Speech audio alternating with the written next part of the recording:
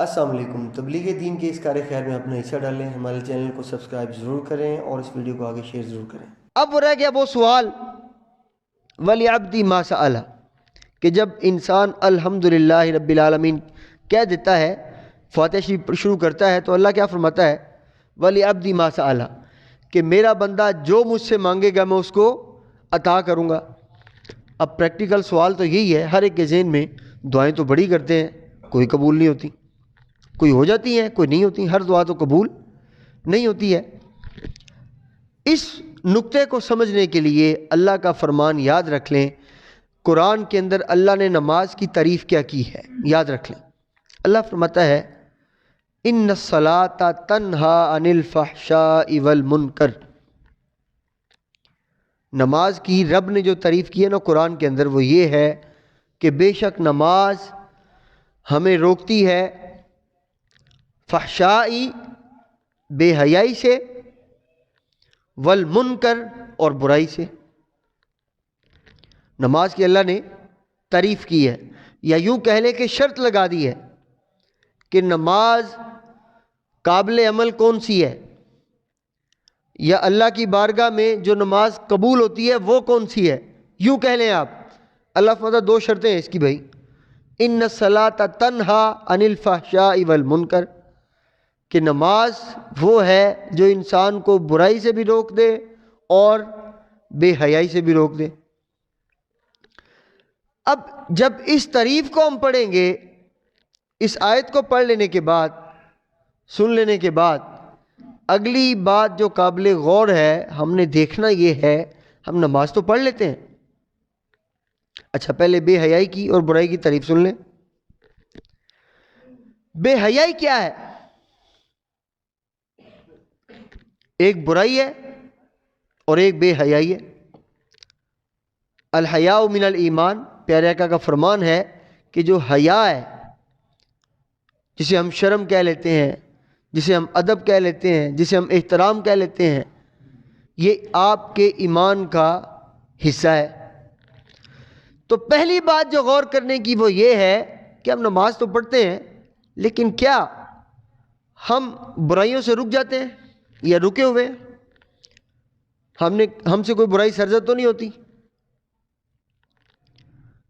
حیا کی اگر بات کر لیں، کیا ہماری نظر میں حیا باقی ہے؟ کیا ہمارے کانوں میں حیا باقی ہے؟ کیا ہماری زبان میں حیا باقی ہے؟ یہ بڑا اہم سوال ہے کہ بھائی اللہ فرماتا ہے وَلِعَبْدِ مَا سَأَلَ، کہ نماز میں بندہ جو مجھ سے مانگتا ہے میں اس کو عطا کر دیتا ہوں۔ ہم نماز پڑھتے ہیں، دعائیں مانگتے ہیں، قبول نہیں ہوتی، کیوں؟ اس کی وجہ یہ ہے ہم 5 وقت نماز الحمدللہ پڑھ لیتے ہیں، اللہ سب کو توفیق دیے رکھے، بڑی اچھی بات ہے، لیکن ان نمازیں پڑھ لینے کے بعد باقی کا جو وقت ہے، کیا ہم جھوٹ تو نہیں بولتے؟ کیا ہماری نظر کسی ایسی چیز پر تو نہیں پڑ جاتی جس کو دیکھنا حرام ہے؟ کیا ہم کسی ایسی بات کو تو نہیں سن لیتے جس کو سننا حرام ہے؟ کیا ہم زبان سے کوئی ایسا لفظ تو نہیں بول دیتے جس کو بولنا حرام ہے؟ کیا ہم ہاتھوں سے کوئی ایسا کام تو نہیں کر لیتے جس کو کرنا حرام ہے؟ کیا ہم کسی ایسی محفل کی طرف چل کر تو نہیں چلے جاتے جس کی طرف جانا حرام ہے؟ کیا ہم کسی ایسی محفل میں تو نہیں بیٹھ جاتے جس میں بیٹھنا حرام ہے؟ کیا ہم ایسا کوئی عمل تو نہیں کرتے؟ یہ سوچنا ہے ہم سب نے۔ جس دن یاد رکھ لیں ان الصلاۃ تنہا عن الفحشاء والمنکر، نماز کی تعریف یہ ہے کہ وہ برائی سے بھی روک دیتی ہے اور بے حیائی سے بھی روک دیتی ہے۔ اب وہ نماز یاد رکھ لیں، وہ بندہ جو نماز پڑھتا ہے اور برائیاں بھی کر رہا ہے، بے حیائیاں بھی کر رہا ہے، اس میں حیا بھی نہیں، اس میں ادب بھی نہیں، اس میں احترام بھی نہیں، اس میں شرم بھی نہیں، ایسا کچھ بھی نہیں ہے، تو یاد رکھ لیں اس کی نماز اللہ کی یہ سب سے بڑی دلیل ہے کہ اس کی نماز اللہ کی بارگاہ میں قابل قبول نہیں ہے۔ جب نماز قابل قبول ہی نہیں ہے تو جو اللہ فرماتا ہے وَلِعَبْدِ مَا سَأَلَ، کہ جو بندہ نماز میں مجھ سے مانگتا میں عطا کر دیتا ہوں، بھائی پہلے نماز تو صحیح کرو۔ مثلا میں اب آپ کو ایک چھوٹی سی مثال دوں تاکہ آپ کو بات سمجھ آ جائے۔ ایک بیمار شخص ہے نا، وہ دوائی کھا رہا ہے لیکن اس کو آرام اس دوائی سے نہیں آ رہا. کیا مطلب ہے؟ کہ یہ دوائی ڈاکٹر نے صحیح نہیں دی ہے. اگر دوائی صحیح دی ہوتی تو آرام آ جاتا. اب اس آیت کو سمجھ لیں، ان الصلاۃ تنہا عن الفحشاء والمنکر، نماز برائی اور بے حیائی سے روک دیتی ہے. اگر آپ نے نماز پڑھ لی پھر بھی انسان گناہ کر رہا ہے، پھر بھی بے حیائی والے کام کر رہا ہے، تو یاد رکھ لیں وہ آپ کی نماز صحیح نہیں ہے. رب کیا کہتا ہے؟ نماز بے حیائی سے بھی روک دیتی ہے، برائی سے بھی روک دیتی ہے. اب سوال ہے کہ ہوگا کیسے؟ مطلب بڑی پیچیدگی سی آ گئی ہے. ایک طرف ہم کہہ رہے ہیں برائیوں سے رک جاؤ، بے حیائی سے رک جاؤ، پھر نماز قابل قبول ہوگی. دوسری طرف ہم کہہ رہے ہیں کہ نماز خود بخود روک دے گی، روک تو نہیں رہی.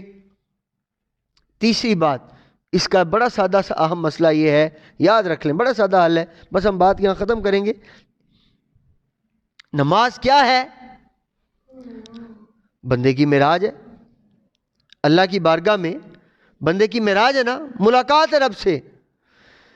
جس دن ہم، یاد رکھ لیں، ہم نماز کو یہ فرض سمجھ کر، ثواب سمجھ کر، عبادت سمجھ کر پڑھنا چھوڑ دیں گے اور یہ سمجھ کے پڑھنا شروع کر دیں گے یار رب سے ملنے جا رہا ہوں. کیا؟ رب سے ملنے جا رہا ہوں میں. تو جس دن ہمارے دل میں یہ تصور آ جائے گا، یہ نیت آ جائے گی، یقین مانیے جب آپ کو پتہ ہوگا نا میں رب سے ملنے جا رہا ہوں اور رب سے مل کے آ رہا ہوں اور 2 گھنٹے بعد پھر رب کو ملنے جانا ہے، گھنٹے بعد پھر رب سے ملنا ہے، ابھی رب سے ملا ہوں، صبح اٹھ کے پھر رب سے ملنا ہے. جب ہر وقت آپ کے ذہن میں یہ تصور آ جائے گا، میرا یہ خیال ہے کہ وہ بے حیائی کیا، برائی کیا، انسان آٹومیٹکلی ہمارا دل جو ہے اس سے رک جائے گا.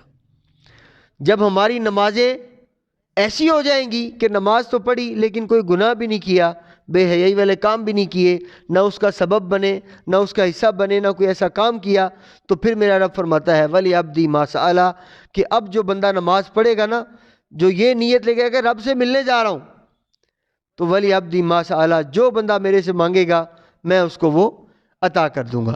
اللہ تعالی ہمیں اپنی نمازوں کو اس اللہ کے بتائے ہوئے احکامات کے مطابق پڑھنے کی اور نمازوں کے بعد برائیوں سے اور بے حیائیوں سے رکنے کی توفیق عطا فرمائے، تاکہ ہم جو نمازیں پڑھ رہے ہیں اس کا فائدہ بھی تو ہو، وہ اللہ کی بارگاہ میں قبول بھی تو ہو. ٹھیک ہے جی.